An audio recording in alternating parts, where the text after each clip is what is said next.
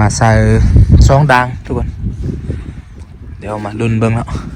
เป็นอะไรนี่ปรับมัก10บ่ล่ะ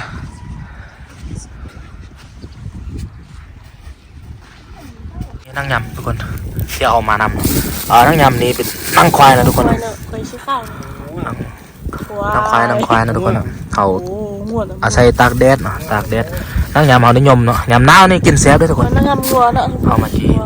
โอ้งัวหูควายหูทุกคนควายมันจะกำลังจีเนาะกำลังเผาเนาะทุกคนเผานั่งยำบรรยากาศแดดเริ่มออกแล้วทุกคนเริ่มที่จะอุ่นแล้วเนาะบรรยากาศวิวทิวทัศน์เนาะทุกคนโอ้เนาะเริ่มแล้วเริ่มที่จะอุ่นแล้วนะทุกคนเพราะว่าอยู่ลำคลองที่ว่าไปเมื่อกี้มันจะมีลมนะทุกคนลมตลอด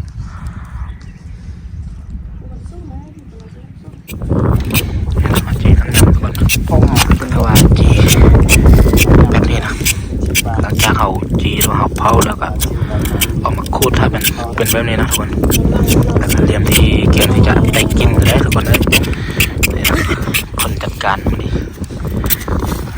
ปลาเด้อไม่เลยปลาไม่เตรียมเลยคนแซ่บๆอันนี้นะปลาที่ไหนตัวนึงนี่แหละปลานิ่มนะ ห้องเนาะ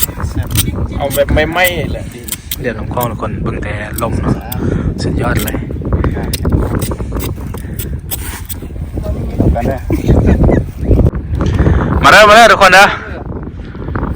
กินข้าวเช้าเนาะทุกคนเนาะกับบรรยากาศเบิ่งนี่ทุกคนคักโซอยู่น้ำคลองเนาะแบบบ้านเฮานี่แหละทุกคนบ้านเฮาก็ซ้ำบ้านเฮานี่แหละทุกคนเลยเป็นอะไรแซ่บเข้ากันเยอะส่วนเยอะคักเนาะคักสุดคักอันนี้เนาะยำทุกคนคักทุกคนซิกเนเจอร์ของเฮามื้อนี้เนาะเป็นอะไรปรับมัก10เลยวะปรับมัก10เลยป๊าดตัวแซ่บอีหลีทุกคนป๊าดตัวเสียดายบ่มีใครเนาะเสียดายเนาะเดี๋ยวนี้มันเริ่มบ่มีแล้วเนาะส่วนร่องมาเด้อทุกคนเด้อแซ่บๆนำกันเนาะผู้ได้เนาะไปเฮ็ดเวียกเฮ็ดงานอยู่เขตอื่นเขตไกลเนาะก็สามารถกลับมาบ้านเฮาทุกคนเลยมาเบิ่งวิถีชีวิตบ้านเฮาเนาะมาอยู่กับธรรมชาติบ้านเฮาแบบนี้คักทางนุ่มน้อยเองก็มักสุดเนาะแบบนี้นะคือเฮามาแบบนี้ก็ม่วนซื่นนะถึงว่าเฮามาใส่หม้อนี่ได้บ่ได้นี่เฮาก็สุขใจแล้วนะทุกคนนะแต่ว่าได้น้อยนึงพอกินก็ถือว่าโอเคแล้ว